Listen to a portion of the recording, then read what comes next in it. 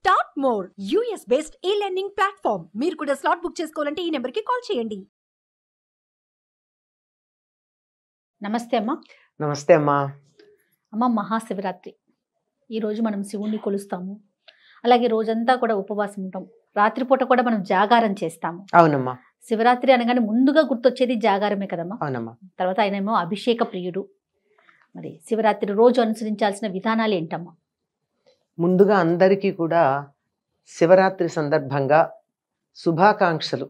శివరాత్రి పండగ అండి శుభాకాంక్షలు అని చెప్తున్నారు అంటే అందరికీ శుభం కలగాలి అని కోరికే కదా శుభాకాంక్షలు. అంతే కదమ్మా. శివుడు అంటేనే శుభప్రదుడు అని అర్థం, శుభాన్ని కలిగించేవాడని. ఆయన్ని పూజించి మనందరికీ శుభాలు కలగాలి అని చెప్పి మనకి అందరికీ కూడా, అందరిలో మనం కూడా ఉంటాం కదా, అంచేత అందరికీ శుభాలు కలగాలని ప్రార్థిస్తూ శుభాకాంక్షలు. అమ్మ, శివరాత్రి నాడు పాటించాల్సిన విధి విధానాలు ఏమిటి అన్నారు. ఏదైనా సరే మనం ఒక పర్వదినం, దానివల్ల మనం అనేక రకాలైనటువంటి ఔన్నత్యాలు పొందాలి అని అనుకున్నప్పుడు కొన్ని నియమాలు పాటిస్తాం తప్పనిసరిగా. శివరాత్రి నాడు పూర్తిగా ఉపవాసం ఉంటాం. ఈ ఉపవాసం అనగానే అన్నం తినకుండా ఉండడం అనేటటువంటి ఒక అభిప్రాయం ఉంది. అన్నం తినకుండా ఉండడం ఒక భాగం మాత్రమే. అసలు ఉపవాసం అంటే అంటే సమీపంలో, వాసం అంటే ఉండడం. ఉపవాసం అంటే ఏ భగవంతుణ్ణి మనం ధ్యానం చేస్తున్నామో, ఏ భగవంతుని ఉద్దేశించి పూజ చేసి మనం ఏదో గొప్ప మేలు పొందాలనుకుంటున్నామో అటువంటి భగవత్ చైతన్యానికి సమీపంగా ఉండడాన్ని ఉపవాసము అన్నారు. ఈ ఉపవాసం ఎప్పటి నుంచి చెయ్యాలి అంటే ముందు రోజు ఒక్కసారే భోజనం చేయాలి. ఎప్పుడు ఉపవాస దీక్ష అయినా లెక్క అది. ముందు రోజు అంటే ఇవాళ శివరాత్రి అంటే ముందు రోజు ఒక పూటే భోజనం. ఈ రోజు పూర్తిగా భోజనం చేయకుండా ఉండడం, ఆ మర్నాడు ఉదయం భోజనం చేయడం, అది కూడా పూజ అయ్యాక.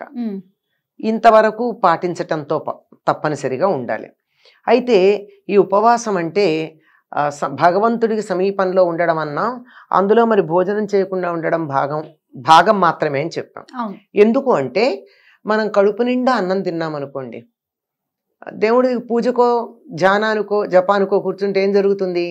నిద్ర వస్తుంది. అందువల్ల మనం కూర్చుంటాం. కొంతమంది అలా ధ్యానాలకు చూడండి కూర్చుంటారు, హాయిగా కూర్చుంటారు, అంతే కాసేపటి గురక వినపడుతూ ఉంటుంది. ఆ పరిస్థితి రాకుండా ఉండాలి అంటే శరీరం కళ్ళు మూసుకున్న చైతన్యవంతంగా ఉండాలి. మనసు ధ్యానం మనసుతో కదా చేస్తాం. మనసు చైతన్యంగా ఉండాలంటే బరువుగా ఆహారం తీసుకుంటే చైతన్యం ఉండదు, బద్ధకం వస్తుంది. ఎందుకంటే జీవప్రజ్ఞ అంతా కూడా పొట్ట దగ్గరికి వెళ్ళిపోతుంది. మెటాబాలిక్ యాక్టివిటీ పొట్ట దగ్గర ఉంటుంది కదా, అక్కడికి వెళ్ళిపోయి రక్త ప్రసరణ అక్కడ ఎక్కువయ్యి ఇక్కడికి కాస్త తగ్గుతుంది. అందుకే బాగా తినంగానే నిద్ర వస్తుంది చూడండి, కారణం అదే, అంతకన్నా మరో కారణం కాదు.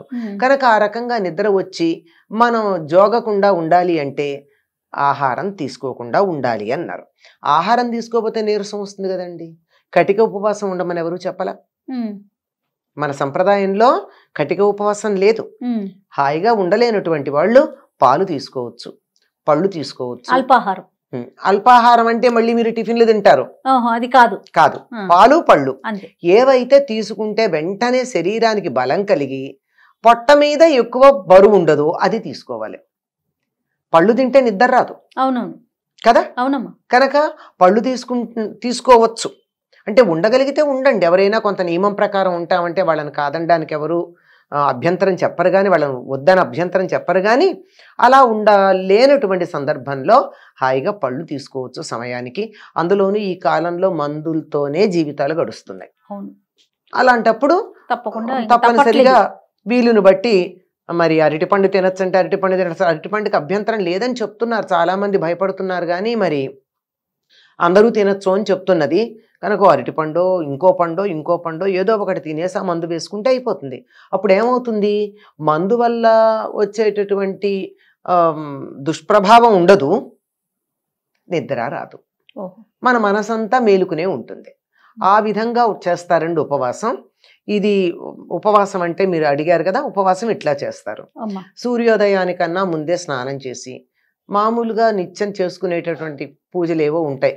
అంటే సంధ్యోపాసన చేసేవాళ్ళు సంధ్యావందనం చేస్తారు, గాయత్రి చేస్తారు, మామూలు నిత్యం చేసుకునే పూజ ఉంటుంది. ఇవన్నీ చేసుకున్నాక ఇవాళ అధికంగా చేసే తర్వాత చేస్తారు శివుణ్ణి ఆరాధించుకోవడం.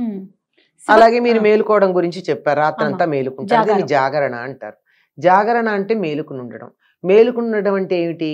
మనకు ఒక టికెట్ మీద 2 సినిమాలని ఒకప్పుడు సినిమా హాళ్ళల్లో వేసేవారు, లేదంటే ఇప్పుడు రాత్రంతా సినిమాలు వేస్తూనే ఉంటారు. ఇది మేలుకోవడం అవుతుందా? ఇది నైట్ అవుట్ అవుతుంది, అంతేగాని జాగరణ అవ్వదు. జాగరణ అంటే భగవంతుని పట్ల మనం మేలుకుని ఉండడం. ఏ రకంగా అయితే భగవత్ చైతన్యంతో కలిసి ఉండడం ఉందో అట్లాగే భగవంతుడి పట్ల మేలుకుని ఉండడం. అంటే దీనికి ఏం చేయొచ్చు అంటే ఇప్పుడు మామూలుగా పగలు అభిషేకాలు చేస్తాం, రాత్రి 12 దాకా అభిషేకాలు చేసేవాళ్ళు అన్నారు, అఖండంగా అభిషేకాలు చేసేవాళ్ళు ఉన్నారు. అంటే వాళ్ళు ఒక్కళ్ళే చేయలేరు ఇంతసేపు. ఇది సామూహికంగా కూర్చుని ఒకళ్ళ తర్వాత ఒకళ్ళు చేస్తూ ఉంటారు. ఒకళ్ళు చదువుతూ ఉంటారు, నమ్మకము చమకము మొదలైనవి, మరొకళ్ళు అభిషేకం చేస్తూ ఉంటారు, ద్రవ్యాలు అందించే వాళ్ళు ఉంటారు. ఇలాంటివన్నీ ఇలా చేస్తూ 12 గంటల దాకా లింగోద్భవ సమయం దాకా అభిషేకాలు చేస్తూ ఉంటారు. అభిషేకాలు అయిన తర్వాత అప్పుడు లింగోద్భవ సమయం అయిపోయిన తర్వాత అభిషేకం పూర్తి అయిపోతుంది కదా, అప్పుడు ఆయనకి షోడశోపచార పూజాధికాలు చేసి మళ్ళీ రేపు నక్షత్రాలు చూసే వరకు పడుకోకూడదు. ఇవాళ శివరాత్రి మేలుకున్నాం కదా అని మర్నాడు పొద్దున భోంచేసి పడుకుంటే అది జాగరణ చేసిన ఫలితం ఉండదు. మరుసటి రోజు నక్షత్ర దర్శనం దాకా ఆగాలి.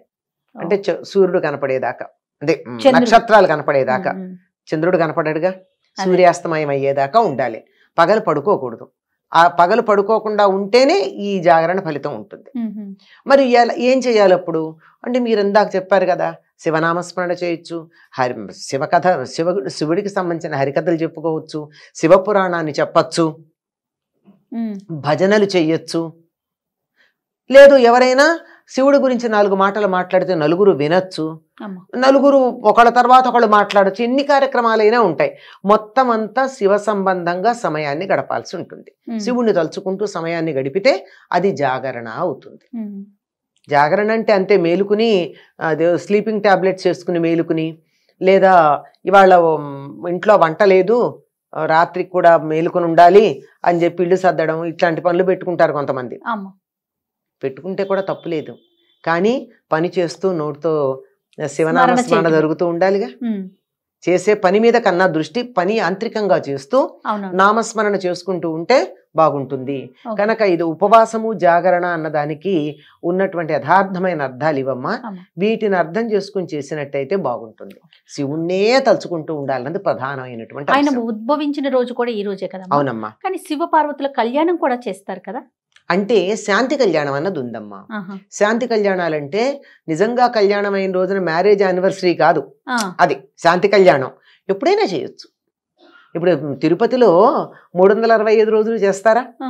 చేస్తున్నారు కదా. వెంకటేశ్వర కళ్యాణం అంటే మరి అన్ని రోజు పెళ్ళయింది ఆయనకి? అవలేదు కదా. శివపార్వతుల కళ్యాణం దీనికోసం చేస్తారు. శాంతి కళ్యాణం అన్న పేరుతో ఒక దేవాలయాన్ని ప్రారంభించినప్పుడు కానీ, బ్రహ్మోత్సవాల్లో కానీ, యజ్ఞాల్లో కానీ, మొక్కుకున్నప్పుడు కానీ ఎప్పుడైనా కళ్యాణాలు చేయొచ్చు. ఆ రకంగా శాంతి కళ్యాణం చేస్తారు. దాన్ని శాంతి కళ్యాణం అనే పదమే వాడతారు. శివుడు ఉద్భవించిన రోజు కూడా కదమ్మా. అవునమ్మా. మాఘే కృష్ణ చతుర్దశ్యాం అని చెప్పి మాఘ కృష్ణ చతుర్దశి నాడు నిసి అర్ధరాత్రి సమయంలో ఆయన ఉద్భవించాడు అని చెప్పి శివలింగ తమోద్భూత అని ఆయన గురించి మనకి అన్ని పురాణాలు సంహితలు చెప్తున్నాయి. మాఘమాసం కృష్ణ చతుర్దశి అర్ధరాత్రి, సరిగ్గా అర్ధరాత్రి అంటే మనం 12 గంటలను లెక్క పెడతాం కానీ మనకి పద్ధతి పూర్వులు చెప్పిన పద్ధతి ప్రకారం సూర్యాస్తమయం నుంచి సూర్యోదయం దాకా ఉండే రాత్రి నిడివి ఎంత ఉందో దాంట్లో సరిగ్గా మధ్యకాలం 14 నిమిషాలు, 12 నిమిషాలు, ఆ 12 నిమిషాలు లేక 14 నిమిషాలు ఆ సమయాన్ని శివుడు ఉద్భవించిన సమయంగా పరిగణించి మనం ఆయన అర్చించుకుంటాం. ఎవరికైనా ఇష్టమే కదమ్మా తన పుట్టినరోజును తను తలుచుకుంటే. అంతే కదమ్మా. మనమే సంతోషపడతాం పుట్టినరోజు నాడు. మరొకసారి మహాశివరాత్రి శుభాకాంక్షలమ్మా. శివరాత్రి శుభాకాంక్షలమ్మా. అందరికీ శివుడు అన్ని రకాలైనటువంటి ఐశ్వర్యాలు ప్రసాదించి చివరికి ముక్తిని కూడా ఇచ్చుగాక. స్వస్తి.